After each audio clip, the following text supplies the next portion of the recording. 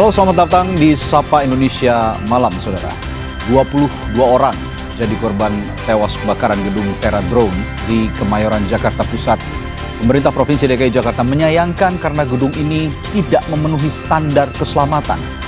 Lantas siapa yang harus bertanggung jawab? Mengapa gedung itu berdiri jika tidak memenuhi standar izin mendirikan bangunan? Sapa Indonesia Malam juga akan menyoroti ketentuan pemerintah bahwa siapapun yang menggalang dana untuk korban bencana harus meminta izin dan melapor ke pemerintah. Inilah Sapa Indonesia Malam bersama saya Friska Clarissa. Dan saya Rade Saputro. Kita jelang selengkapnya Sapa Indonesia Malam hari ini.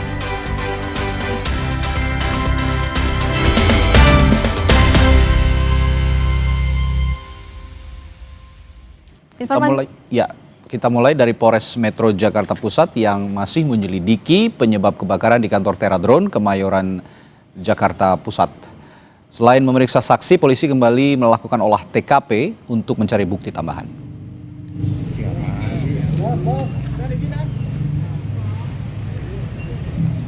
Satu persatu ruangan di lantai dasar gedung Teradrone diperiksa penyidik.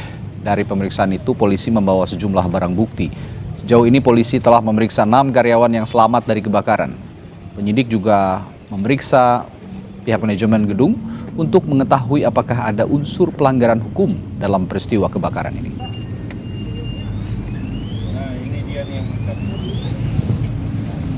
Kita nanti masuk lagi bersama tim Midet sama dengan penyidik mencari data-data yang diperlukan, khususnya terkait barang-barang yang mudah atau beresiko terbakar dan berapa banyak yang ada di tempat kejadian. Jumlah korban meninggal bisa kita pastikan adalah 22. Untuk penyebabnya masih nanti ditentukan oleh dari dokter forensik.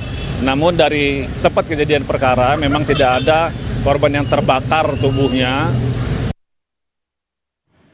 Polisi telah berhasil mengidentifikasi 22 jenazah korban kebakaran gedung Teradrone Kemayoran.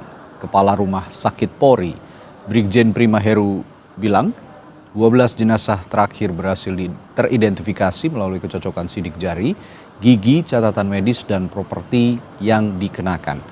Sebelumnya pada Selasa malam 3 jenazah teridentifikasi.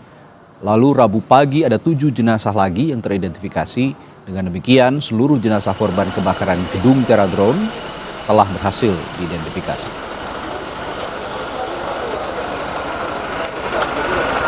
Kami sudah melaksanakan rekonsiliasi yang ketiga untuk menentukan identitas korban dan memutuskan ada 12 jenazah telah kembali dan berhasil kita identifikasi.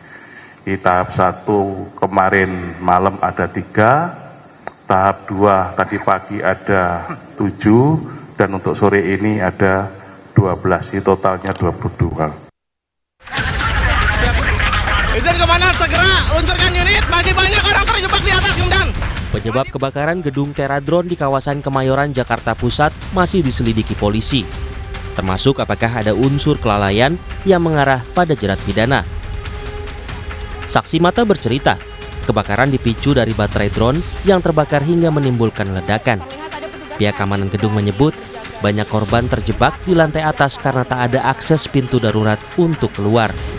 Semakin lama percikan lalu langsung meledak. Entah itu dari baterai itu, entah itu dari AC blower itu, saya juga tidak paham. Karena kita kaget juga itu, kalau ledakan langsung kita keluar kan. Dan di sini kebetulan karena asapnya itu kan hitam dengan baterai, dia ngebul langsung lari ke atas. Oh, karena memang nggak ada pintu darurat lainnya, Pak? Paling tangga paling. Oh, tahu. Ada tangga, ada 5. Oh, sama. Nah, yang di lantai 3, lantai 5 itu kejebak. Kapolres Metro Jakarta Pusat, Kombes Susatyo Purnomo Condro bilang, petugas tak menemukan adanya pintu darurat di lokasi kejadian. Ada juga temuan akses antar lantai yang menyempit sehingga menyulitkan evakuasi. Untuk mengevakuasi itu hanya ada satu pintu di bawah.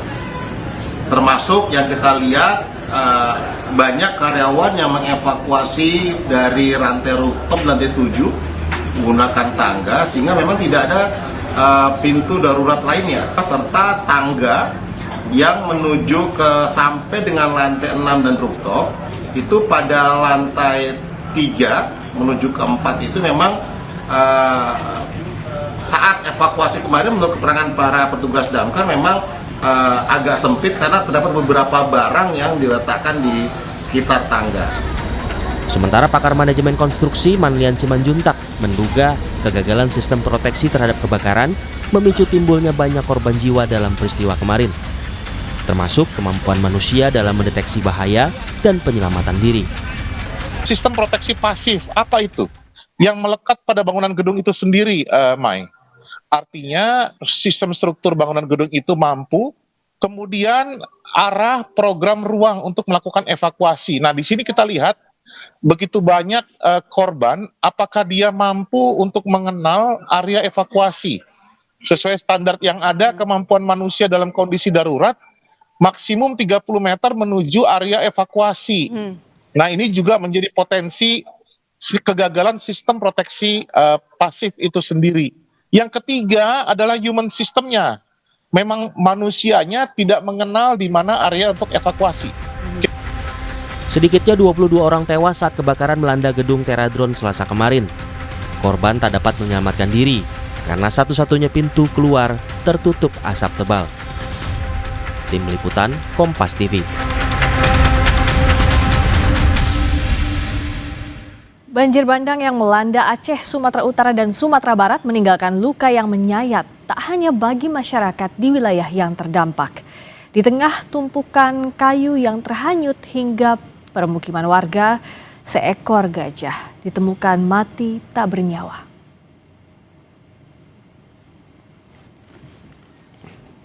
Dusun Pantai Delima Manasah Lok, Kecamatan Medupidi Jaya menjadi salah satu lokasi bermuaranya kayu gelondongan pasca banjir bandang di Aceh. Di antara tumpukan kayu tersebut terimpit bangkai seekor gajah yang kondisinya sangat memprihatinkan. Bangkai gajah harus segera dievakuasi dan dikubur agar tidak menimbulkan gangguan kesehatan bagi warga setempat. Puluhan rumah di kawasan ini pun ikut hanyut dan tertimpa kayu serta lumpur pasca banjir bandang 26 November lalu.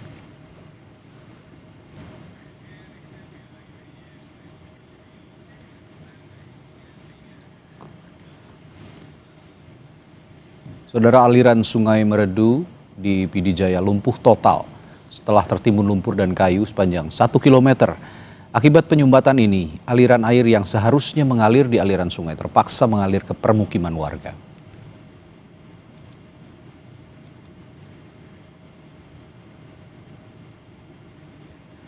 Pasca banjir bandang, timbunan lumpur dan kayu gelondongan menutupi aliran Sungai Meredu, menyebabkan air tidak mengalir normal.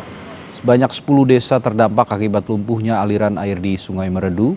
Proses pembersihan pun terus dilakukan, salah satunya adalah dengan menggali lumpur dan mengangkut kayu yang menghalangi aliran sungai dengan menggunakan alat berat. Pembersihan aliran sungai ditargetkan selesai selama 2 hari.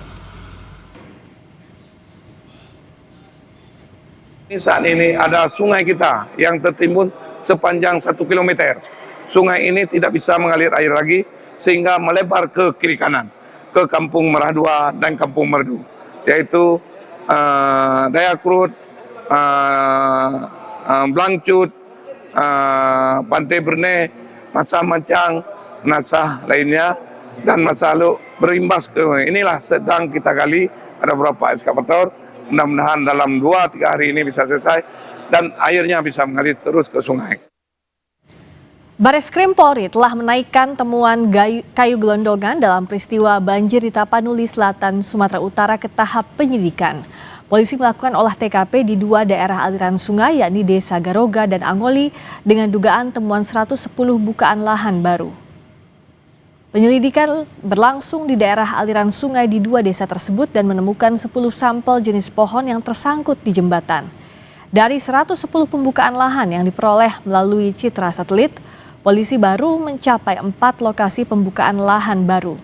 Polisi akan mengusut kepemilikan kayu berdasarkan sampel 10 jenis kayu yang akan dicocokkan oleh ahli dan akan menelusuri kemungkinan adanya tindak pidana di balik bencana banjir dan longsor, apakah masuk dalam dugaan kelalaian hingga keterlibatan korporasi. Kami sedang memastikan bahwa bukaan itu apakah berizin atau tidak. Kami baru selesaikan 6 kilo ke atas, sampai 8 kilo ke atas kita temukan 4 bukaan. Kemudian di dalam proses penyidikan itu kami akan melakukan penyitaan, pemeriksaan saksi, kemudian ahli membawa barang bukti itu ke lab, kemudian mencocokkan ke 110 bukaan tadi. 110 bukaan itu ada perorangan, kemudian ada korporasi. Yang terkait dengan korporasi berarti pertanggungjawabannya nanti korporasi, kalau memang perorangan juga tentunya pertanggungjawabannya perorangan. Saudara, selama 14 hari belakangan, tim medis tidak patah semangat menembus sejumlah desa terisolasi di Gayo Lues, Aceh. Dan berikut adalah kisah perjalanan mereka membawa obat-obatan dan bantuan lainnya untuk korban bencana.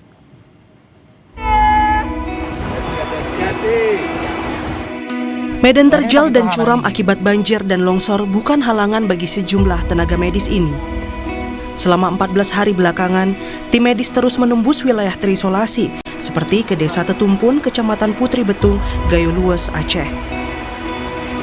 Mereka juga menyusuri jalur yang terputus di wilayah pegunungan ke arah barat daya Gayo Lues untuk menjangkau desa lainnya, Desa Remukur. Dari ID, mewakili PABI, Ketua PABI. Aman bang? Aman lah. Meski berbahaya, tim medis tak patah semangat untuk memastikan korban bencana mendapatkan obat-obatan dan kebutuhan lainnya. Bahwa ini kami serahkan dan mudah-mudahan bisa didistribusikan dengan benar dan sesuai tepat sasarannya. Gitu. Untuk menjangkau daerah lainnya, tim medis pun rela menyeberangi sungai hanya dengan rakit di tengah arus sungai yang cukup deras. Meski dengan peralatan seadanya, dedikasi tim medis tak surut untuk menjangkau korban bencana. Davi Abdullah, Kompas TV, Gayo Lues, Aceh. Gubernur DKI Jakarta Pramono Anung menyebut gedung Teradrone yang terbakar hingga menewaskan 22 orang dibangun tanpa aturan. Sementara polisi masih mengusut ada tidaknya unsur pidana dalam kasus ini. Informasi usai jeda.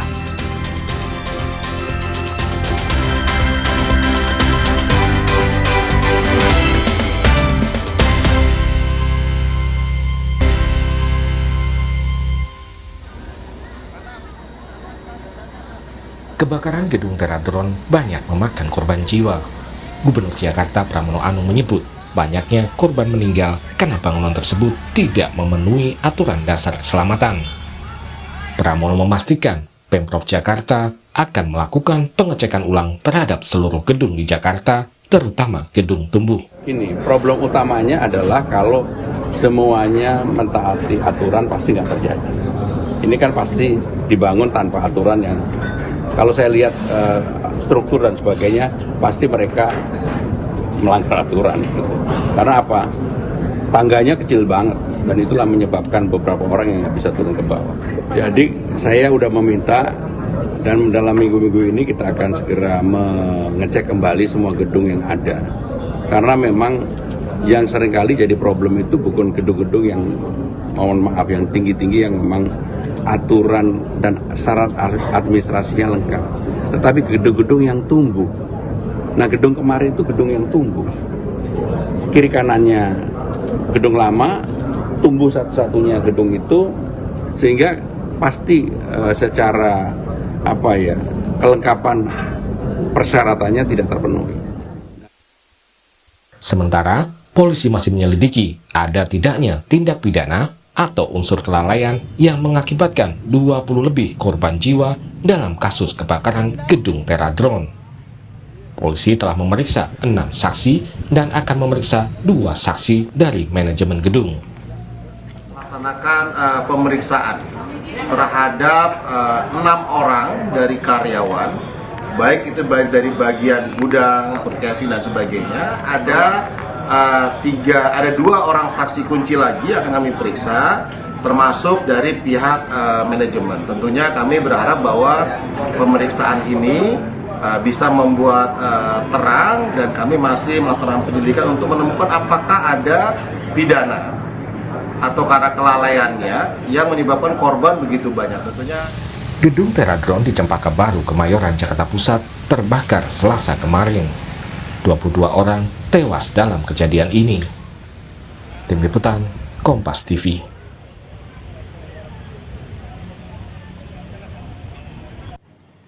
Lalu mengapa kebakaran gedung Teradrone bisa memakan banyak korban jiwa? Apakah faktor struktur gedung menjadi penyebabnya dan bagaimana mencegah kasus ini terulang lagi?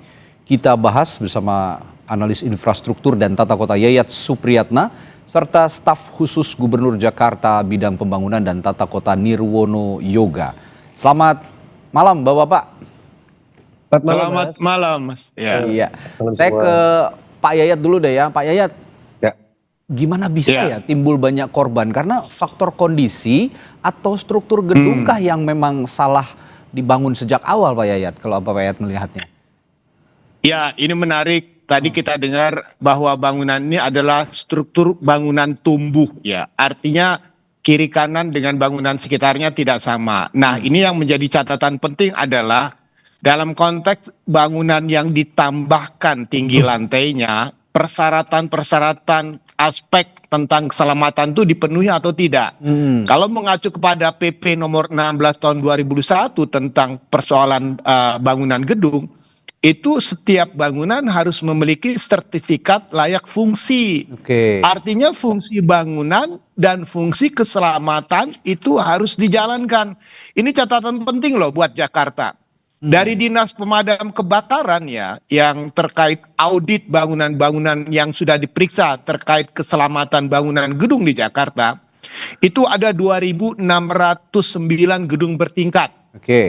Dari 2.609 itu 1.228 itu bangunan yang lebih 8 lantai yang sudah diaudit. Ada 1.381 gedung bertingkat rendah kurang dari 8 lantai. Yang menjadi catatan penting ini mungkin perlu kita perhatikan.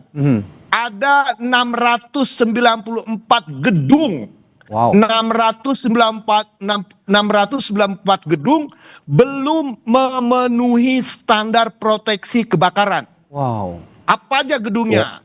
361 gedung tinggi, artinya gedung yang di atas 8 lantai, dan 333 gedung rendah yang tidak memenuhi sistem proteksi. Nah, ini menjadi catatan penting nih dengan kejadian di gedung Teradrone ini. Apakah gedung ini dikategorikan gedung yang belum memenuhi persyaratan proteksi keamanan keselamatan kebakaran? Dilakukan sertifikasi nggak layak fungsi di dalamnya terkait aspek keselamatan? Itu penting itu. Ya, kalau gitu saya ke Pak Nirwono. Pak Nirwono, selama ini itu kalau kata Pak Yayat ada 694 gedung yang belum punya standar proteksi orang untuk kebakaran. Nah, ini selama ini gimana kalau di Pemprov inventarisasinya apakah berjalan terus sebenarnya paralel atau memang ada gedung-gedung baru yang masih bertahap akan diberikan sertifikasi?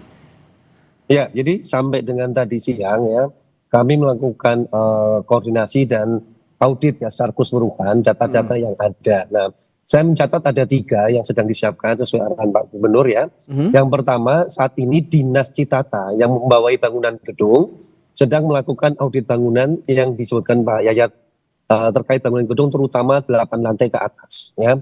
Itu yang pertama. Kemudian yang kedua, Dinas Gulkarmat ini sedang melakukan karena syarat rekomendasi yang tadi sertifikat layak fungsi untuk evakuasi kebakaran ada di Dinas Gulkarmat. Nah, ini harus diperhatikan apakah gedung-gedung tadi itu memiliki tempat evakuasi. Apakah tempat evakuasi tadi umpamanya kalau di jalan-jalan ruko itu tidak tertutup bangunan ataupun peralatan misalnya kan. Terus juga sampai dengan usahanya ini Mas Adi. Jadi ruko-ruko tadi juga harus diketahui usahanya apa. Apakah rawan atau berisiko terhadap kebakaran atau tidak. Nah, ini yang sedang dalam pendataan dan terakhir Dinas PTSP yang mengeluarkan izin ya. Jadi ada 2 dinas tadi, Dinas Citata dan Dinas PTSP yang mengeluarkan izin soal PBG dan SLF. Dan ini sedang kami lakukan audit untuk segera dapat dipublikasikan kepada masyarakat. Tujuannya apa? Tujuannya untuk memastikan bahwa seluruh gedung di Jakarta itu aman bagi para pekerja maupun penghuninya. Itu dari komitmen dari Pemprov DKI. Kira-kira itu gambarannya. Baik. Saya ke Pak Yayat lagi Pak Yayat, tapi kalau untuk standar umum gitu ya, jalur evakuasi yang harus dipenuhi itu apa saja sih kira-kira untuk gedung yang ya amit-amit ya kalau kita mengalami kebakaran itu harus ada jalur evakuasi. Nah standarnya itu bagaimana sih? Nah, sistem proteksi itu kan ada dua ya, sistem proteksi aktif dan pasif. Yang aktif itu kalau ada sistem otomatis, seperti contohnya deteksi asap, alarm, ya kan, sprinklernya, kemudian ada detektor panas. Itu kalau terjadi apa-apa pasti ada emergency yang bunyi atau sebagainya. Kedua, ada peralatan pendukung di dalamnya itu seperti hidrannya, sprinkler otomatis, tabung alat pemadam kebakaran. Apar ya. Yang pasif aparnya, yang pasifnya itu kan yang evakuasi. Nah, sekarang pertanyaannya, dari apa yang tampak pada kondisi gedung sekarang, ini kelihatannya aspek evakuasi belum tergambarkan nih, apalagi in out-nya itu hanya di lantai bawah gitu ya. Otomatis itu kelihatan sekali bagaimana penyelamatan melalui lantai atas ke bawah. Nah, ini dengan gedung kiri kanan itu kan tidak terkoneksi. Nah, ini yang menjadi catatan penting buat kita. Misalnya contoh ya, dalam konteks penambahan tinggi lantai bangunan, itu misalnya ruko yang dirubah fungsinya, ada nggak masuk terkait masalah evakuasi? Kemudian, gedung ini dilakukan sertifikasi layak fungsi terkait masalah kebakaran atau tidak? Nah, tadi juga benar tuh, Pak Nirwono juga mengatakan bahwa aspek evakuasi adalah hal yang wajib ada. Nah, yang kedua yang perlu kita catat, dari jenis bangunan yang ada, yang paling penting adalah bahan bangunan yang digunakan itu materialnya tahan api atau tidak. Seperti untuk struktur partisinya. Nah, kita belajar dari kebakaran di Hong Kong coba. Kenapa tiba-tiba kebakaran di Hong Kong yang luar biasa? Karena tadi ada bambu, kemudian ada tutupan plastik, sehingga mempercepat api menjalar. Nah, ini sekali lagi saya mengatakan, audit terkait bangunan juga terkait juga dengan bahan konstruksinya. Mudah terbakar, tahan api atau tidak. Baik. Nah, tadi kan Pak Nirwono mengatakan juga Pemprov ini akan mengecek ulang ya seluruh gedung di Jakarta, khususnya gedung-gedung tumbuh. Nah, ini biasanya bagaimana tindak lanjut dari cek ulang di gedung ini? Karena jarang terdengar juga sepertinya sekarang ada gedung-gedung yang belum memenuhi standar tapi diberikan sanksi tegas. Tapi jangan dijawab dulu ya, Pak Nirwono, kita harus jeda dulu sebentar. Kita akan tanyakan itu sesaat lagi di Sapa Indonesia Malam.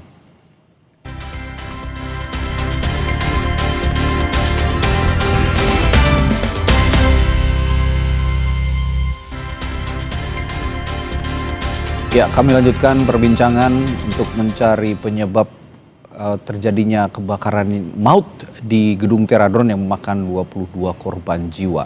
Tadi saya bertanya ke Pak Nirwono. Pak Nirwono kan Pemprov Jakarta dikatakan tadi akan cek ulang ya seluruh gedung di Jakarta, khususnya gedung-gedung yang tumbuh sekarang. Tapi biasanya bagaimana tindak lanjut dari cek ulang gedung itu? Karena jarang juga ada terdengar misalnya ada sanksi tegas jika gedung-gedung itu belum memenuhi syarat atau belum berizin atau belum berstandar. Bagaimana Pak Nirwono? Ya, ini sedang kami kawal. Jadi kita bagi menjadi tiga tahap ya. Yang pertama, seluruh bangunan gedung kita bagi dua, antara yang lebih 8 lantai dan di bawah 8 lantai dengan kategori tahunnya ya. Ada yang di bawah 5 tahun, 10 tahun, bahkan sampai dengan 20 tahun untuk memastikan ya apakah bangunan-bangunan tersebut dalam kategori aman atau tidak. Kalau bangunan baru pasti relatif aman. Yang menjadi catatan kan bangunan-bangunan yang sudah tua ataupun bangunan-bangunan yang ada tambahan-tambahan tadi. Itu yang pertama. Kemudian yang kedua kita juga petakan sebenarnya jenis usaha ya. Kalau tadi kita bicara ini adalah satu unsur baterai, kita memastikan banyak juga usaha-usaha lain yang juga mudah terbakar. Misalnya yang jualan plastik, jualan tekstil misalnya. Atau juga produk-produk baterai lainnya yang juga sangat berisiko jika terjadi kebakaran. Nah, ini tentu menjadi catatan pemetaan lokasinya di mana saja, apakah Jakarta Utara, Timur, Pusat ataupun Barat misalnya. Sehingga kita pastikan prioritasnya dulu dengan keterbatasan SDM tentunya, karena yang melakukan seleksi maupun audit kan harus orang yang punya sertifikat dan keahlian khusus nih Mas. Untuk memastikan bahwa bangunan tadi aman atau tidak. Tapi intinya pemerintah DKI Jakarta akan bergerak cepat untuk memastikan seluruh gedung-gedung di Jakarta yang sudah memiliki P3G, persyaratan bangunan gedung, dan yang sudah SLF, terutama yang lebih di atas 5 tahun, akan dilakukan audit. Karena SLF itu mestinya setiap 5 tahun dilakukan perpanjangan. Nah, pada saat perpanjangan, itu biasanya dilakukan audit bangunan gedung. Nah, ini sedang kita telusuri dan kita coba kawal untuk segera dipublikasikan, Mas. Sehingga masyarakat para pekerja bisa merasa aman di tempat kerjanya. Oke, saya ke Pak Yayat, tapi Pak Yayat seberapa efektif sih sebenarnya tapi aktivitas cek ulang gedung ini, karena toh setiap ada kasus kebakaran besar yang banyak memakan korban jiwa, solusinya yang diambil adalah cek ulang gedung begitu, Pak Yayat. Begini, SLF tidak akan maksimal kalau tidak ada pemahaman dalam konteks pemanfaatannya. Ini mohon maaf ya, sekali lagi saya sedang catatan, menggabungkan atau menyimpan barang-barang berbahaya dalam satu fungsi bangunan perkantoran itu kan harus dipahami. Saya menjual alat yang berbahaya atau tidak, mohon maaf sekali lagi saya mengatakan, baterai lithium, baterai drone itu adalah barang yang sangat sensitif terkait betul. Bahkan di pesawat saja bisa meledak kan itu. Dimatikan, bisa meledak. Jadi kalau saya dulu pernah datang ke audit satu bangunan yang satu badan usaha yang mengelola barang-barang berbahaya. Jadi kalau barang ini berbahaya itu ruangnya suhunya harus dijaga, penempatannya harus dipisahkan. Nah, sekarang menjadi catatan, menggabungkan fungsi penyimpanan dengan fungsi kegiatan perkantoran itu kan ibaratnya menempatkan sesuatu yang berbahaya dalam satu fungsi kegiatan kantor. Nah, sekarang pertanyaannya, bagaimana nanti tindakan audit untuk pencegahan pada konteks penyebab kebakarannya? Contohnya ya, pemahaman tentang barang-barang berbahaya. Contoh satu lagi, kalau ada usaha toko jual tabung gas, boleh nggak jual di rumah? Ya kan? Atau bahan-bahan eceran, bahan-bahan kimia. Itu toko cat dan sebagainya. Itu harus betul-betul diperhatikan. Jadi ketika ada toko bangunan yang menjual atau memperdagangkan barang-barang yang sensitif terkait masalah sensor panas, harus betul-betul ada pengawasan dan pengendaliannya. Gitu. Ya, Pak Yayat ini mungkin lebih tepat mungkin ditanyakan kepada pakar hukum, tapi saya ingin mengulik juga dari perspektifnya Pak Yayat. Kalau dari perspektifnya Pak Yayat, pemilik gedung bisa dipidana nggak sih dengan terjadinya kebakaran yang masif ini? Ya, pertanyaan kembali. Ada nggak sertifikat layak fungsi? Untuk apa? Untuk perkantoran misalnya. Kalau untuk perkantoran, fungsinya sesuai dengan izinnya. Tetapi kalau misalnya fungsi bangunan ditambahkan dengan fungsi kegiatan lain dan mengandung unsur-unsur berbahaya, itu yang harus kita periksa. Satu lagi catatan. Ketika kita menyimpan barang, itu kan harus ada pemahaman bahwa barang ini berbahaya, dia harus dipisahkan. Itu sudah ada di dalam sertifikasi layak fungsi itu, sesuai dengan ketentuan yang berlaku. Kalau dia menyimpan barang berbahaya, harusnya dipisahkan, tidak dalam satu tempat, begitu. Dan tahu tentang kondisinya. Kalau gitu saya terakhir ke Pak Nirwono. Ini bicara soal SLF tadi ya, sertifikat layak fungsi. Dalam konteks memperketat inspeksi dan sertifikasi gedung, pemerintah Provinsi DKI Jakarta sepertinya harus meningkatkan frekuensi pemeriksaan SLF ini juga Pak Nirwono, dan juga IMB melalui Dinas Cipta Karya. Nah, fokus pada gedung bertingkat di kawasan padat seperti di Kemayoran juga jadi PR juga nih, kan banyak juga gedung-gedung yang berada di kawasan padat penduduk misalnya. Nah, perlu nggak ada revisi Pergub nomor 143 tahun 2016 yang mewajibkan audit K3 tahunan termasuk simulasi evakuasi? Ya, tentunya nanti Pergub ini akan menjadi landasan dulu ya. Dari kasus yang terjadi sekarang, apakah masih perlu direvisi atau tidak. Dan yang terpenting sebenarnya adalah pelaksanaan di lapangannya yang menurut saya menjadi kajian. Misal, SLF itu kan berlaku 5 tahun. Nah sekarang pertanyaannya, bagaimana gedung-gedung yang sudah melewati SLF 5 tahun tadi tidak diperpanjang. Nah ini sedang dalam audit bangunan gedung tadi. Terus kemudian tadi, yang kita sudah cerita, fungsi bangunan dengan fungsi kegiatan bisa berbeda kan Mas Andi. Yang tadi bangunan gedungnya untuk ini, tapi ternyata usaha kegiatannya mengandung risiko kebakaran, mempunyai barang-barang yang dijual mudah kebakaran. Ini tentu izinnya tentu dengan dinas yang terkait juga perlu kita telusuri kembali.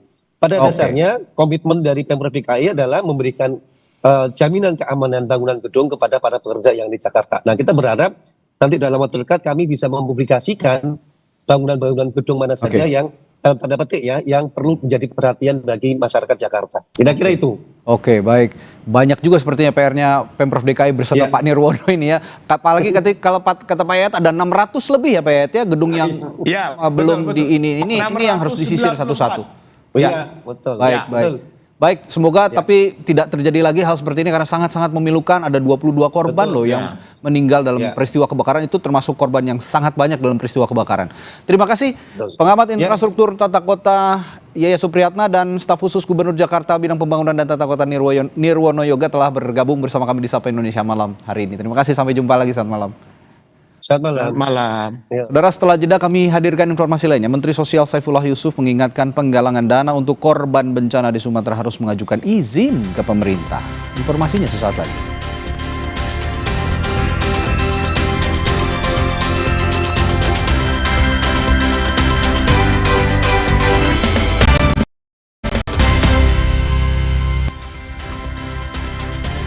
Kembali di Sapa Indonesia Malam bersama saya Friska Clarissa. Distribusi bantuan bagi warga terdampak longsor dan banjir bandang di Sumatera Barat kembali dilakukan Lanut Sultan Syahrir menggunakan helikopter.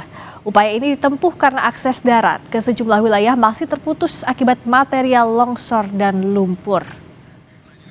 Pengiriman pertama dibawa ke lapangan sawah Lingkuang, tanah datar dengan total logistik 1.300 kg.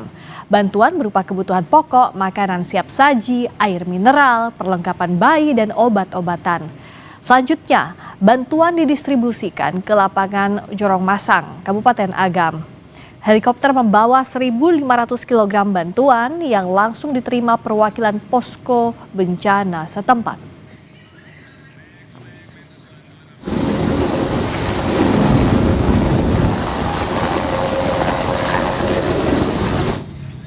Sementara itu Menteri Sosial Saifullah Yusuf mengingatkan penggalangan dana untuk korban bencana di Sumatera sebaiknya mengajukan izin ke pemerintah. Apalagi sekarang bisa dilakukan secara online. Izin bisa diajukan ke pemerintah daerah maupun ke Kementerian Sosial. Untuk penggalangan dana di bawah 500 juta rupiah cukup dilakukan audit internal. Sementara jika di atas 500 juta rupiah harus bekerja sama dengan auditor tersertifikasi dan laporannya harus diserahkan ke Kementerian Sosial.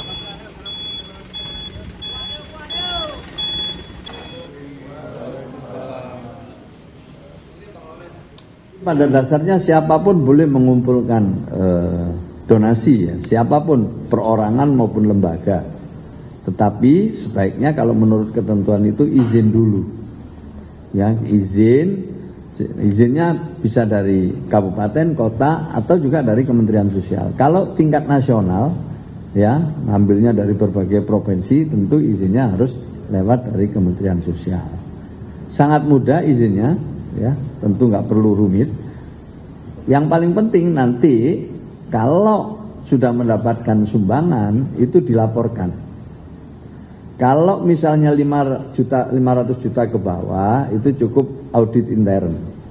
Tapi laporannya harus diserahkan ke Kementerian Sosial. Kalau di atas 500 juta ya harus menggunakan auditor. Ya, harus harus bekerja sama dengan auditor yang bersertifikat. Pemerintah mengingatkan soal izin dalam penggalangan dana untuk korban bencana. Kita akan bahas langsung bersama dengan Menteri Sosial Saifullah Yusuf dan Muhammad Rizal Ramadan atau Rama, seorang influencer yang ikut menggalang dana untuk membantu korban bencana di Sumatera. Assalamualaikum warahmatullahi wabarakatuh. Selamat malam Pak Menteri, Mas Rama. Waalaikumsalam warahmatullahi wabarakatuh. Selamat malam.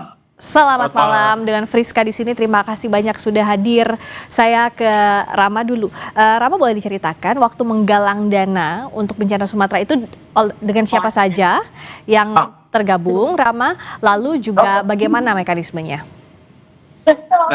Untuk dari kita sendiri, sebenarnya kita itu tidak menggalang dana secara opsial ya. Tapi kita itu seperti titip donasi gitu loh. Jadi kita itu tidak menggalang dana, akan tetapi kita kayak misalnya ada teman-teman ketika kita turun di suatu tempat, ada teman-teman yang pengen menitipkan sumbangsi mereka untuk daerah tersebut, kita siap untuk mendistribusikan apa yang mereka titipkan kepada kita, seperti itu, Mbak. Proses pendataannya seperti apa, Mas Rama? Kan ada donasi yang dititipkan, itu berupa barang? Untuk donasi sendiri itu ada yang menitipkan berupa barang, ada juga berupa tunai gitu, seperti itu Mbak. Oke, berapa totalnya kemarin yang dikumpulkan? Untuk totalnya itu kita itu setiap hari membelanjakan ya Mbak. Untuk kita sendiri, untuk dari sahabat Ramah Peduli sendiri, kita itu selalu ada yang namanya dapur umum. Dapur umum itu kita mendistribusikan ada sekitar ribuan porsi makanan untuk korban-korban bencana alam yang saat ini terjadi. Kalau Rama lapor atau izinkah ke pemerintah atau seperti apa proses nanti penggunaan dananya? Oke, selama ini yang kita lakukan adalah kita aksi cepat tanggap. Jadi ketika kita turun di suatu tempat, kita mapping dulu nih. Kita turun, mapping, baru kita suarakan di media sosial. Contohnya nih, ketika Rama datang ke Sumatera kemarin dari Jakarta, Rama mapping dulu, tidak ada yang namanya open donasi apapun itu. Jadi kita benar-benar pure datang untuk memberikan sumbangsi kita. Setelah kita ada di lokasi, kita melihat nih apa yang dibutuhkan oleh masyarakat, lalu kita memberitahukan kepada teman-teman kita di media sosial bahwa kita sudah ada di lokasi, situasi kondisi di lokasi seperti apa. Jika ada teman-teman yang ingin memberikan sumbangsinya kepada mereka, kita siap menjadi perantara istilahnya. Oke, jadi perantara untuk memberikan bantuan. Saya ke Pak Menteri. Saya mau klarifikasi langsung ke Pak Menteri. Jadi maksudnya yang dikatakan sebaiknya izin itu seperti apa, Pak Menteri? Ya, pertama-tama kami apresiasi lah ya, Mas Rama yang telah mencoba berbuat baik kepada warga yang memang membutuhkan bantuan kita. Itu kita apresiasi dan kita berikan rasa hormat. Ya, yang kedua, membantu dalam suasana bencana sangat dibolehkan. Itu dulu, sangat boleh, bukan dilarang, boleh. Memang ada ketentuan, tetapi dalam saat bencana boleh, yang penting dikumpulkan dulu, ya, dibagi, disumbangkan, terutama kepada mereka yang memang sangat membutuhkan bantuan cepat. Itu diperbolehkan. Ini perlu saya sampaikan di depan, diperbolehkan. Dikumpulkan lalu dibagi boleh. Nah, berikutnya yang kedua, jadi itu sudah jelas ya, boleh ya. Tetapi setiap pengumpulan dana dari masyarakat itu memang ketentuannya harus dipertanggungjawabkan. Jadi dipertanggungjawabkan oleh pihak yang mengumpulkan dana. Ya. Dalam aturan yang ada itu seharusnya ya diawali dengan mengajukan perizinan melalui yayasan ya atau melalui lembaga-lembaga yang berbadan hukum. Tidak repot daftarnya, cukup lewat online, tetapi harus mendapatkan rekomendasi dari dinas sosial setempat. Kira-kira begitulah ya. Nah, nanti kalau sudah terkumpul kan tahu itu kita untuk apa dan cara penggunaannya seperti apa, dibagikan kepada siapa. Kalau memperoleh pengumpulan dana sampai misalnya 500 juta ke bawah, pelaporannya cukup dengan audit intern. Tapi kalau di atas 500 juta itu harus menggunakan akuntan publik. Ini semua untuk apa? Untuk supaya ada semacam pertanggungjawaban secara bersama-sama ya oleh kita semua, dan kita tahu apa yang sudah dikerjakan. Untuk masyarakat tentu makin senang dia karena uang yang dibagikan, uang yang disumbangkan itu dipergunakan dengan baik dan diterima kepada mereka yang berhak. Sementara untuk Mas Rama ya, atau ada namanya itu sahabat Rama dan lain sebagainya, makin kredibel. Makin kredibel sehingga Mas Rama dan teman-teman makin dipercaya oleh publik. Karena seluruh penggunaannya itu bisa dilaporkan dengan baik. Bagi kami yang di pemerintah, kita tahu bahwa ada masyarakat yang sudah dibantu, ada penerima manfaat yang kita memiliki datanya, baik by name maupun by address-nya. Nah, dengan begitu ini menjadi sumber data juga untuk ketika pemerintah atau pihak lain membagikan bantuan-bantuan berikutnya. Jadi sesungguhnya ini adalah memang menjadi bagian dari ketentuan kita, di mana setiap pengumpulan uang dan barang itu harus melalui proses perizinan. Kalau yang menyumbang itu pada tataran hanya kota kabupaten, maka izinnya cukup di dinas kabupaten kota. Tapi kalau menyumbang itu dari berbagai kabupaten kota di satu provinsi, cukup dari provinsi. Tapi kalau yang nyumbang itu dari berbagai provinsi dan kabupaten di Indonesia, maka lewat Kementerian Sosial. Kementerian Sosial mengeluarkan izin, dan setelah itu Kementerian Sosial hanya ingin mendapatkan laporan tentang apa yang sudah dilakukan oleh pihak yang meminta izin untuk diketahui siapa saja yang telah menyumbang, siapa saja yang telah memberikan donasinya, kemudian diperuntukkan untuk apa. Pak Menteri. Ya, ini semata-mata sekali lagi ini untuk akuntabilitas. Yang kedua, untuk meningkatkan kredibilitas bagi pihak yang mengumpulkan dana. Selebihnya silakan, yang menentukan adalah Mas Rama sendiri, mau digunakan untuk apa, siapa penerima manfaatnya, seterusnya mudah-mudahan nanti kita juga bisa sinergikan dengan data-data yang juga kita miliki. Ya, Pak Menteri, saya mau tanya dulu, karena ini kan sifatnya izin, ini memang untuk keamanan bagi pemberi donasi. Kami juga pasti akan lebih tenang karena tahu uangnya disalurkan kemana dan tahu lembaganya kredibel yang disalurkan bantuannya itu.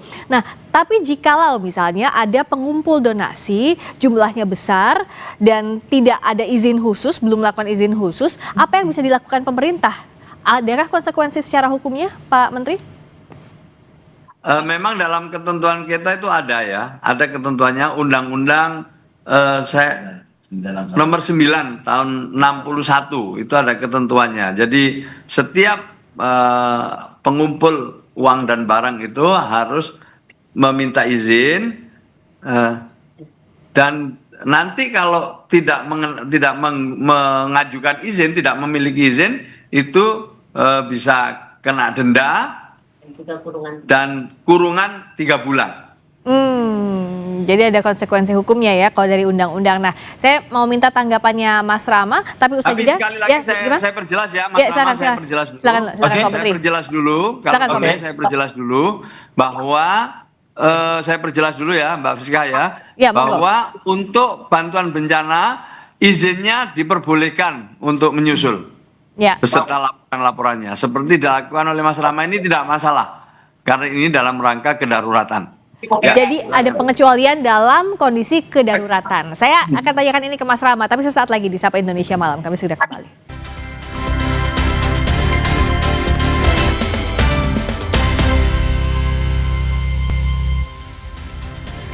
Masih di Sapa Indonesia Malam, tadi kita sudah mendengarkan kalau dari Pak Menteri menegaskan bahwa ada ketentuan soal izin, tapi dalam kondisi bencana itu diperbolehkan, nanti menyusul. Nah, saya ke Mas Rama dulu, Mas Rama. Kalau tadi sudah mendengar penjelasannya, apa yang akan dilakukan? Apakah setelah ini akan mengurus soal perizinannya untuk transparansi sebenarnya niatnya agar yang menitipkan donasi ke Mas Rama itu bisa tahu kemana saja disalurkannya? Baik, Mbak. Sebelumnya saya ucapkan terima kasih untuk Bapak Kemensos kita yang sudah memberikan apresiasinya kepada saya dan teman-teman yang sudah melakukan aksi di lapangan gitu. Tapi mohon maaf sebelumnya kalau saya sendiri juga tidak tahu perkara hal ini ya. Untuk perkara perizinan ini mungkin kedepannya kita bisa mengikuti regulasi untuk hal perizinan. Akan tetapi perlu diketahui adalah kita ini adalah relawan mandiri. Di mana relawan mandiri itu adalah kita itu bersinergi benar-benar ketika ada sesuatu yang terjadi kita langsung jalan, kita langsung melakukan apa yang bisa kita lakukan seperti itu. Ya. Nah, untuk ini Pak Menteri bisa membantu. Kan namanya izin, seringkali dianggapnya ribet begitu Pak. Nah, prosesnya seperti apa untuk relawan mandiri, seperti apa biar bisa dibantu juga dalam prosesnya Pak Menteri? Ya, pertama sekali lagi saya memberikan rasa hormat ya. Jadi kepeduliannya ini diwujudkan dalam aksi nyata, aksi konkret. Itu yang harus kita apresiasi. Dan tentu dalam keadaan kedaruratan ini memerlukan langkah-langkah darurat juga, langkah-langkah cepat ya. Itu saya kira diteruskan dan kita tidak ada keinginan sedikit pun untuk menahan orang berbuat baik, apalagi dalam masa-masa yang sulit seperti sekarang ini. Yang kedua, saya juga maklum kalau Mas Rama dan teman-teman mungkin belum pernah mengetahui dan memahami soal regulasi bagaimana mengumpulkan donasi.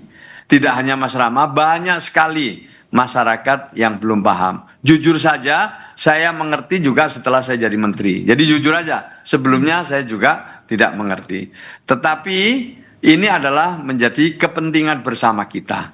Agar kebiasaan gotong royong kita, ya, kebiasaan kita peduli yang menjadikan Indonesia menjadi salah satu negara paling dermawan, ini bisa kita lembagakan dalam suatu mekanisme tata kelola yang baik. Intinya, siapa yang menggunakan dana publik harus bisa mempertanggungjawabkan dengan baik.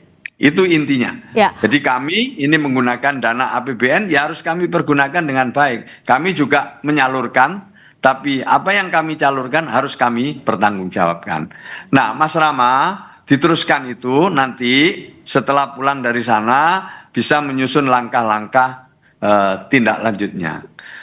Ini adalah satu hal yang harus saya hormati karena Mas Rama ini mendapatkan kepercayaan dari publik, mendapatkan kepercayaan dari masyarakat. Lah mudah-mudahan kepercayaan ini dijaga terus dengan membuat satu ikhtiar konkret menghadirkan lembaga yang kredibel. Setelah pulang dari sana nanti membuat satu lembaga, sahabat Rama atau apapun namanya lah, dibentuk yayasan atau dibentuk komunitas sehingga berbadan hukum, lalu mengajukan izin ke Kementerian Sosial. Tidak dipungut biaya, bisa lewat online, tetapi harus minta rekomendasi dari dinas sosial tempat di mana Mas Rama tinggal. Cukup itu, setelah itu nanti setelah izinnya keluar, silakan Mas Rama melakukan upaya-upaya yang konkret dalam rangka mengumpulkan dana masyarakat yang dibagikan kepada mereka yang sudah menjadi target dari Mas Rama. Apa manfaatnya? Manfaatnya yang pertama adalah kita melembagakan semangat membantu dari masyarakat ini. Karena masyarakat makin tenang ketika dia menyumbangkan sebagian dari rezekinya. Dan dia tahu apa yang disumbangkan itu sampai kepada mereka yang membutuhkan. Yang kedua, Mas Rama menjadi lebih kredibel, akan lebih dipercaya dan bisa jadi akan lebih banyak lagi orang yang akan bentuk akuntabilitas tadi ya Pak ya? Menitipkan rezekinya untuk disalurkan lewat sahabat Rama. Nah, saya kira seperti itu. Ya, saya Mas Rama. ke Mas Rama. Mas Rama, tadi sudah dijelaskan oleh Pak Menteri. Menurut Mas Rama apa yang masih ingin ditanyakan, yang masih belum jelas soal prosesnya? Ya, kalau misalnya untuk proses mungkin memang masih sangat abu-abu ya Mbak ya. Akan tetapi untuk kredibilitas kita sendiri, kita selama ini melakukan aksi dan itu langsung dibuktikan dengan dokumentasi yang kita berikan di saat itu juga. Dan kenapa kita bisa berdiri sampai saat ini mendapatkan banyak kepercayaan dari masyarakat, karena mungkin masyarakat juga melihat apa yang kita lakukan di lapangan itu sesuai dengan apa yang mereka inginkan seperti itu Pak. Jadi semua bukti-bukti yang kita lakukan di lapangan itu kita dokumentasikan dan kita berikan kepada publik juga agar mereka tahu bahwasanya apa yang mereka titipkan kepada kita telah kita salurkan kepada mereka yang berhak untuk menerima apa yang mereka titipkan itu, begitu Mbak. Ya, nah saya mau ke Pak Menteri menjaminkan kalaupun memang ini kan secara aturannya ada, tapi agar tidak sulit juga di lapangan. Tadi kan sebelum kalau Kementerian Sosial cepat, bagaimana dengan dinas sosial di masing-masing daerah? Nah, kalau ada hambatan birokrasi, apa yang bisa dilakukan oleh Kementerian Sosial? Apakah mungkin juga jemput bola untuk membantu kawan-kawan relawan ini dipermudah prosesnya? Jelas kami akan membantu pihak-pihak siapapun itu yang ingin memperoleh izin dalam rangka pengumpulan dana. Itu jelas kami bantu, jelas kami akan hilangkan hambatan-hambatannya. Kita akan hilangkan hambatan-hambatannya. Kalau misalnya ada kesulitan-kesulitan, bisa langsung menghubungi call center kami 021 171 atau juga kepada petugas-petugas kami, pasti kami akan dengan senang hati untuk membantu. Ini tidak hanya untuk kepentingan orang per orang, tapi ini semua adalah untuk kepentingan bersama. Saya bangga dengan Mas Rama ya, yang bergerak kemudian dipercaya. Tidak semua orang bisa seperti itu, Mas Rama ya, datang ke lapangan, menyampaikan informasi, bergerak, dan kemudian dipercaya, lalu apa yang diberikan oleh masyarakat bisa dipertanggungjawabkan secara langsung lewat medsos atau lewat media-media yang dimiliki oleh Mas Rama. Nah, ini satu kebaikan ini, teruskan, meningkat sedikit. Kepercayaan yang diberikan ini ditingkatkan dengan melembagakan lewat regulasi-regulasi yang ada. Dengan begitu yakin saya Mas Rama akan berbuat lebih banyak lagi kepada masyarakat yang lebih membutuhkan. Ini anugerah Tuhan juga ya, di tengah-tengah bencana peduli, datang dan sudah mendapatkan kepercayaan. Saya ngajak Mas Rama untuk menjaga kepercayaan ini ya. Mas Rama sudah terlanjur dipercaya oleh masyarakat, ini dijaga terus kepercayaannya sehingga bisa berkelanjutan. Ya, tidak hanya di tempat ini tapi di tempat-tempat lain juga. Saya kira itu nasihatnya. Selamat, sukses terus untuk Mas Rama. Silakan bekerja. Mas Rama juga akan terus bergerak ya untuk menyampaikan bantuan kepada lebih banyak orang lagi dan juga menjaga kepercayaan dan selalu transparan prosesnya, begitu ya Mas ya? Betul Pak. Kita akan terus berusaha memberikan yang terbaik, membantu karena kita tahu ya, dan mungkin udah menjadi bukan rahasia umum lagi, bagaimana mungkin keterlambatan daripada pemerintah kita sendiri dalam mengatasi sesuatu masalah itu ya mungkin harus sangat-sangat diperbaiki lagi. Karena kita lihat bagaimana dengan bencana ini juga sampai sekarang belum dijadikan status bencana nasional juga, itu menjadi satu pertanyaan besar bagi kami juga, karena ini adalah bukan hal yang dibilang mencekam di media sosial, tapi kami sudah tunjukkan bukti nyata di lapangan bagaimana kejadiannya yang sebenarnya. Tapi kenapa pemerintah masih menutup mata adanya tolakan dari bantuan asing segala macam? Sebenarnya itu yang sangat dibutuhkan. Kami hanya melakukan sedikit gerakan kecil yang mungkin bisa membantu, tapi negara bisa melakukan hal besar jika mereka ingin melakukannya. Tapi sampai sekarang kita masih menunggu negara melakukan aksi, take action yang benar-benar bermanfaat untuk masyarakat Indonesia pastinya. Pak Menteri, sedikit saja tolong sampaikan agar masyarakat yang sedang semangatnya saling bahu-membahu bisa bersatu, dan di sisi lain juga menganggap pemerintah dalam hal ini Kementerian Sosial bukan menghambat tapi juga membantu dalam proses ini Pak. Kalaupun ada butuh izin, butuh transparansi, pemerintah membantu dengan singkat, dengan proses singkat dan juga cepat dan memudahkan masyarakat. Ya, saya juga ingin sampaikan ya bahwa pemerintah ini bekerja dengan sungguh-sungguh, dan kita melibatkan begitu banyak kementerian, lembaga, dan juga pemerintah daerah. Banyak juga yang sudah bisa dibantu, tapi sebagian memang ada yang mungkin belum tersentuh. Maka itu sinergi Mas Rama dengan pemerintah, dengan swasta itu sangat penting. Yang kedua, ini tadi udah saya tegaskan lagi, pemerintah tidak akan menghambat adanya partisipasi masyarakat. Selama kita bisa kerjasama, itu semakin kuat. Jadi kami ingin Mas Rama menjadi bagian dari pemerintah juga. Tidak menjadi terpisah, menjadi bagian dari gerakan pemerintah. Mungkin pemerintah belum sampai sana, tapi Mas Rama sudah sampai ke sana. Di tempat lain mungkin pemerintah sudah ada di sana, sementara mungkin yang lain juga belum.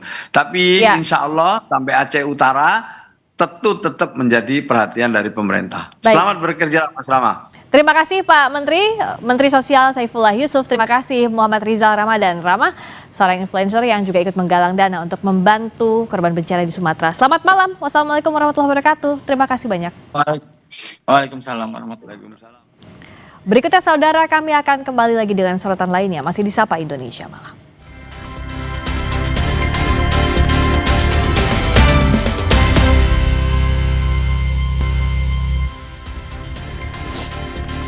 Saudara, berkomitmen menciptakan lingkungan pemerintahan yang bersih, Gubernur Jawa Tengah menerima 2 penghargaan dari KPK di Yogyakarta. KPK menganugerahkan penghargaan itu dalam rangka memperingati Hari Anti Korupsi Sedunia. Sejumlah program Gubernur Jawa Tengah menerima penghargaan dari KPK pada peringatan Hari Anti Korupsi Sedunia, Selasa 9 Desember di Yogyakarta. Di antaranya program peningkatan kualitas ASN, penerapan zona integritas di organisasi perangkat daerah, BUMD, BLUD, serta pelatihan anti korupsi, sistem manajemen anti penyuapan. Penghargaan tersebut meliputi Forum Komunitas Penyuluh Anti Korupsi dan Ahli Pembangun Integritas Terbaik dalam pemberdayaan penyuluh anti korupsi. Pemprov Jawa Tengah juga meraih peringkat ketiga Tata Kelola Pemerintah Daerah tahun 2025 untuk kategori pemerintah provinsi. Penggerak anti korupsi terbaik, kemudian tata kelola pemerintahan yang baik juga dapat. Ini merupakan memberikan motivasi bagi kita aparatur pemerintah dari tingkat provinsi, kabupaten, kota, bahkan UPD semua harus betul-betul menciptakan birokrasi yang good dan clear government sebagai representasi daripada kita melayani kepada masyarakat. Isu integritas menjadi salah satu prioritas pembangunan dalam tata kelola pemerintahan. Penguatan integritas pun menjadi indikator utama rencana pembangunan jangka menengah daerah 2025-2029. Pemprov Semarang juga memperkuat kapasitas aparat pengawasan intern pemerintah untuk mengawasi tata kelola hingga tingkat desa. Sejumlah upaya tersebut membuat reformasi birokrasi dan akuntabilitas kinerja Pemprov Jawa Tengah mendapatkan skor tertinggi secara nasional untuk strategi pencegahan korupsi 2023-2024. Tim Liputan, Kompas TV. Salah satu fungsi atau tugas utama Dewan Perwakilan Rakyat adalah membentuk undang-undang. Hingga November lalu, Dewan Perwakilan Rakyat periode 2024-2029 telah berhasil mengesahkan 21 undang-undang.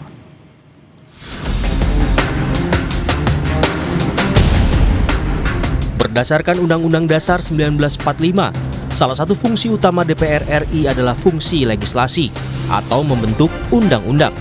Anggota DPR RI periode 2024-2029 telah menyelesaikan masa sidang tahun pertama pada Oktober lalu. Selama Oktober 2024 hingga Oktober 2025, DPR telah berhasil menyelesaikan 16 rancangan undang-undang menjadi undang-undang. Sementara hingga bulan November 2025, DPR berhasil mengesahkan 21 dari 52 rancangan undang-undang yang terdapat dalam program legislasi nasional atau Prolegnas Prioritas tahun 2025. Selain itu, sebanyak 9 RUU telah selesai pada tahap pengambilan keputusan tingkat 1. Sementara 4 RUU lainnya akan memasuki tahap pembicaraan tingkat 1, 4 dalam proses harmonisasi, dan 35 RUU dalam proses penyusunan di DPR dan pemerintah. Total proses legislasi pada Prolegnas Prioritas tahun 2025 sebanyak 73 RUU. Beberapa undang-undang yang disahkan DPR di tahun 2025 ini antara lain UU TNI, UU BUMN, UU KUHP, dan yang terbaru UU KUHAP. RUU yang telah disahkan menjadi undang-undang terdapat 21 RUU yang terdiri dari 7 RUU dan 14 RUU kumulatif terbuka. Ini untuk tahun 2025 ya Bapak Ibu sekalian. Tahap pembicaraan tingkat 1 yang sudah selesai yaitu 9 RUU dan akan memasuki tingkat 1 yaitu 4 RUU. Dalam proses harmonisasi ada 4 RUU, penyusunan di DPR dan pemerintah ada 35 RUU, sehingga total dalam proses legislasi pada Prolegnas Prioritas tahun 2025 adalah sebanyak 73 RUU. Sebelumnya dalam rapat paripurna terkait kinerja DPR RI pada 2 Oktober lalu, Ketua DPR RI Puan Maharani menyatakan, dalam membahas RUU, DPR selalu berupaya menyerap dan mempertimbangkan aspirasi rakyat melalui rapat kerja, rapat dengar pendapat, serta kunjungan kerja. Selama tahun sidang 2024-2025, DPR RI telah menyelenggarakan kegiatan-kegiatan di seluruh alat kelengkapan Dewan sebagai berikut. Rapat kerja sebanyak 282 rapat. Rapat dengar pendapat sebanyak 259 rapat. Rapat dengar pendapat umum sebanyak 196 rapat. Kunjungan kerja pengawasan sebanyak 560 kunjungan kerja. DPR RI juga telah menerima aspirasi masyarakat yang disampaikan tertulis baik secara fisik maupun online melalui website DPR RI. Sejak tanggal 1 Oktober 2024 hingga 11 Agustus 2025, DPR RI telah menerima aspirasi dan pengaduan masyarakat sebanyak 6.297 yang terdiri 5.519 pengaduan melalui surat dan 778 melalui website. Dalam rapat paripurna DPR RI 23 September lalu, Badan Legislasi DPR RI menyatakan terdapat 23 RUU baru yang masuk dalam daftar prolegnas 2025 dan 2026. Di antaranya RUU Perampasan Aset dan RUU Transportasi Online. RUU diharapkan dapat diselesaikan pada tahun ini atau tahun 2026 mendatang. Badan Legislasi bersama Kementerian Hukum dan Panitia Perancang Undang-Undang DPD RI sepakat untuk memasukkan 23 RUU usulan baru ke dalam perubahan prolegnas RUU tahun 2025-2029 yang selanjutnya masuk dalam perubahan kedua prolegnas RUU prioritas tahun 2025 dan prolegnas RUU tahun 2026. Di antaranya RUU tentang perampasan aset atau RUU perampasan aset terkait dugaan tindak pidana. Selanjutnya RUU tentang transportasi online. Selanjutnya RUU tentang pekerja lepas atau RUU tentang pekerja platform Indonesia atau RUU tentang perlindungan pekerja ekonomi gig dan RUU tentang Satu Data Indonesia ditambahkan ke dalam daftar sebagai hasil evaluasi dalam rangka memprioritaskan aturan untuk mengisi kekosongan hukum sebagai upaya legislasi memenuhi kebutuhan hukum masyarakat. Publik tentu berharap wakil-wakil rakyat di DPR ke depan akan makin produktif dalam membentuk undang-undang. Produk legislasi DPR harus dihasilkan melalui proses yang transparan, akuntabel, dan melibatkan partisipasi publik. Tim Liputan, Kompas TV. Saudara, kami akhiri Sapa Indonesia malam hari ini, namun kami ingatkan Anda juga untuk selalu penuhi kebutuhan hidrasi Anda sepanjang hari dengan air mineral yang pasti sejuknya. Saya Radi Saputro. Dan saya Friska Clarissa. Terima kasih. Sampai jumpa.